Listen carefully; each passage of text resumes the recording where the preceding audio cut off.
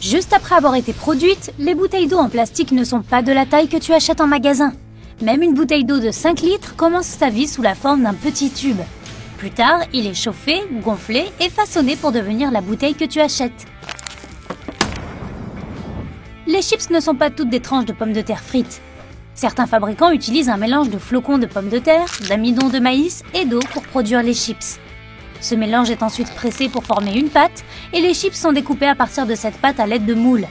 Ensuite, les chips sont frites, ce qui prend environ 11 secondes. Après cela, tout l'excès d'huile est évacué et les chips sont assaisonnées et emballées. Il existe une légende selon laquelle seules 2 personnes dans le monde connaissent la recette originale qui donne au Coca-Cola son goût si caractéristique. Ces personnes ne sont pas autorisées à voyager ensemble pour que la recette ne se perde jamais. Même s'il ne s'agit que d'une légende urbaine, il est vrai que peu de gens connaissent tous les ingrédients de la boisson mondialement connue. L'un d'entre eux était la noix de cola. On peut trouver ces noix à l'intérieur du fruit du colatier. Chaque fruit a à peu près la taille d'une châtaigne et contient entre 2 et 5 noix de cola. Le fruit et les noix de cola sont bourrés de caféine. Aujourd'hui, on dit que le Coca-Cola ne contient plus l'extrait de noix de cola. Il aurait été remplacé par un arôme artificiel. Mais comme la recette de la boisson est un secret si bien gardé, personne n'en est sûr. Il faudrait peut-être demander à Pepsi. De nos jours, il est assez simple de fabriquer un miroir. Les producteurs prennent une feuille de verre ordinaire comme base, puis ils appliquent un revêtement réfléchissant. Cela signifie généralement qu'ils pulvérisent une fine couche d'argent ou d'aluminium au dos de cette feuille de verre. Ce processus s'appelle l'argenture. Certaines sortes de cire pour voiture contiennent de la cire de carnauba, aussi appelée cire du Brésil. C'est une cire végétale que l'on obtient à partir des feuilles du palmier carnauba qui pousse justement au Brésil. Pour obtenir la cire, les feuilles de cet arbre sont d'abord séchées puis battues. C'est ainsi que l'on peut en extraire la cire poudreuse. Passons aux crayons maintenant. Tout d'abord, leurs mines sont fabriquées en mélangeant de l'argile et de la poudre de graphite. Ce mélange est ensuite cuit au four. Après cela, on fabrique les corps des crayons. S'ils sont en bois, le matériau doit être choisi avec soin. Il doit être assez souple pour être taillé, mais assez résistant pour ne pas se casser. Lorsque les sections prédécoupées sont livrées à l'usine, des rainures y sont découpées. Ces rainures accueilleront plus tard les mines. Ensuite, une colle spéciale est ajoutée. De cette façon, les mines resteront en place. Ensuite, une section sur 2 est envoyée sur un convoyeur spécial et les mines sont placées dans les rainures. Puis les autres sections sont collées aux sections comportant des mines. On obtient une sorte de sandwich multicrayon. Les 2 parties de ce sandwich sont comprimées et coupées dans le sens de la longueur. Puis elles sont façonnées et forment des crayons séparés. Les lampes à lave ont été inventées au milieu du XXe siècle. La magie qui se produit à l'intérieur est due à la bonne quantité et au bon type d'ingrédients. 2 d'entre eux sont l'huile et la cire de paraffine. L'huile aide la cire à chauffer, et une fois qu'elle est chauffée, elle commence à s'élever lentement. Une fois que la boule atteint la surface, elle se refroidit et retombe au fond. La noix de muscade est une épice fortement aromatisée, utilisée dans de nombreuses cuisines du monde entier. Malgré son nom, la noix de muscade n'est pas une noix. Il s'agit techniquement d'une graine originaire des îles Moluques et des îles tropicales situées dans les Indes orientales. La noix de muscade pousse sur des arbres et la graine elle-même est enfermée dans une coquille. Une fois qu'elle est mûre, la coquille extérieure s'ouvre. Le chocolat provient du cacaoyer qui est originaire d'Amazonie. Ces arbres poussent aussi en Amérique centrale et du Sud et dans certains autres climats tropicaux d'Afrique et d'Asie. Les graines du cacaoyer sont très amères. Elles doivent être fermentées pour développer la saveur à laquelle tu es habitué. Après ce processus, les fèves sont séchées, nettoyées et torréfiées. La coque est retirée et les morceaux émiettés de fèves de cacao séchées sont broyés pour obtenir la pâte de cacao. Cette pâte est ensuite utilisée dans la production de toutes sortes de choses chocolatées. Autrefois, les gens avaient l'habitude de mâcher différents types de substances aromatiques, notamment de la cire d'abeille, de la résine d'arbre ou même des brindilles aromatiques. Mais le chewing-gum moderne est fabriqué à partir d'un ingrédient naturel ressemblant à du latex, appelé chiclé. Il est extrait des arbres. Les billes modernes sont fabriquées à partir de verre. La première étape consiste à faire fondre du verre recyclé et des billes précédemment rejetées qui se sont avérées trop petites ou trop grandes.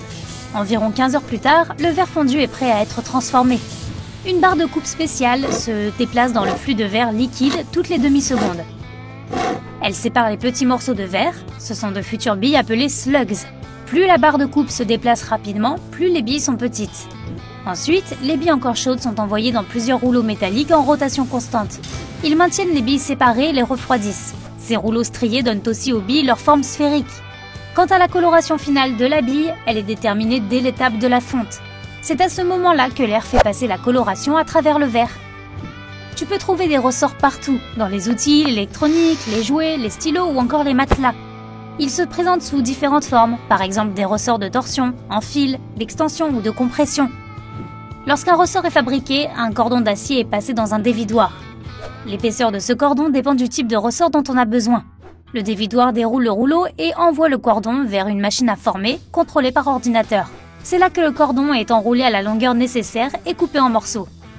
Pour produire le célèbre ketchup, il faut du concentré ou de la purée de tomate, du sucre ou un autre édulcorant naturel, du sel, des épices, du vinaigre et de la poudre d'oignon. Tout d'abord, le volume nécessaire de concentré de tomate est chauffé tout en étant constamment remué. Puis on ajoute les autres ingrédients. Avant d'être mis en bouteille, le ketchup doit passer par plusieurs étapes de refroidissement. Pendant ce temps, les bouteilles sont déjà alignées et attendent d'être remplies. Cela se fait généralement automatiquement. À la fin de ce processus, les bouchons et les étiquettes sont ajoutés aux bouteilles. Les noix de cajou sont riches en protéines végétales, en graisses saines et en fibres, et pauvres en sucre. Mais elles font partie des noix les plus chères du marché, et ce n'est pas étonnant. L'anacardier, originaire des régions tropicales du Brésil, produit une longue tige appelée pomme de cajou. Elle ressemble à une petite poire. Mais alors, pourquoi ne l'appelle-t-on pas poire de cajou? Quoi qu'il en soit, au bout de cette tige, il y a une noix en forme de rein. Elle est protégée par une double coque qui contient une substance huileuse toxique. C'est la principale raison pour laquelle les noix de cajou ne sont pas vendues dans leur coquille comme les cacahuètes ou les pistaches. Les noix de cajou doivent d'abord être séchées et grillées. Cela élimine les toxines et rend la coquille cassante et beaucoup plus facile à enlever. Le vernis à ongles tel que nous le connaissons aujourd'hui est une invention plutôt moderne. Il est devenu populaire au début du XXe siècle. Les fabricants utilisent différents types de produits chimiques et d'ingrédients pour produire le vernis à ongles. Mais l'un de ces ingrédients est toujours le même, la nitrocellulose. Cette substance est en fait liquide, mais elle est mélangée à des plastifiants qui rendent le vernis à ongles plus souple et te permettent de le porter plus longtemps. Le processus de création des sandwichs à la crème glacée est assez simple. D'abord, la crème glacée est fouettée afin d'y ajouter un peu d'air. La substance obtenue est ensuite envoyée à la partie suivante de l'assemblage. Là, 2 lignes de gaufrettes sont déjà prises en sandwich et la crème glacée est simultanément injectée entre elles.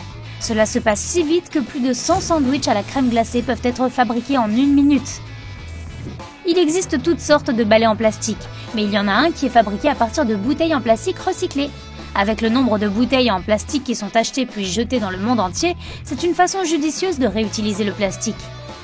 La production de pneus est un processus en plusieurs étapes. Les pneus sont fabriqués à partir de plus de 15 ingrédients principaux. Parmi eux, on trouve le caoutchouc synthétique et naturel, le pigment de noir de carbone et des additifs chimiques. Des mélangeurs géants remuent ces ingrédients sous une pression et une température élevée. Le résultat final est presque toujours une fine gomme de caoutchouc qui est roulée en feuilles. Ensuite, les pneus sont assemblés sur une machine spéciale. Différents types de tissus, de caoutchouc et de métal sont utilisés pour la production d'un pneu. Enfin, le pneu est durci dans une presse spéciale sous une température de plus de 150 degrés et à très haute pression. Ce processus dure entre 12 et 15 minutes. Lorsque les fléchettes sont fabriquées, les tiges sont produites en premier. Des bâtons d'aluminium de 3 mètres de long sont placés dans une machine spéciale. Elle possède quelques outils de coupe qui travaillent sous plusieurs angles en même temps. Le bâton est transformé en tige. Des rainures sont découpées dans chaque tige pour qu'elles puissent être fixées plus tard au fût de la fléchette. C'est la partie que tu tiens et que tu lances. À l'autre extrémité, une scie transversale fait des fentes pour les ailettes. En même temps, des tiges de laiton entrent dans les fûts dans une autre machine. Des rainures sont découpées à la surface des fûts. Cela les rend plus faciles à tenir. Et enfin, la pointe de la fléchette est produite. Cela se fait à l'aide d'une presse hydraulique. Elle force l'acier pointu dans la partie creuse du fût. Et voilà tout ce qu'il y a à savoir sur la fabrication des fléchettes.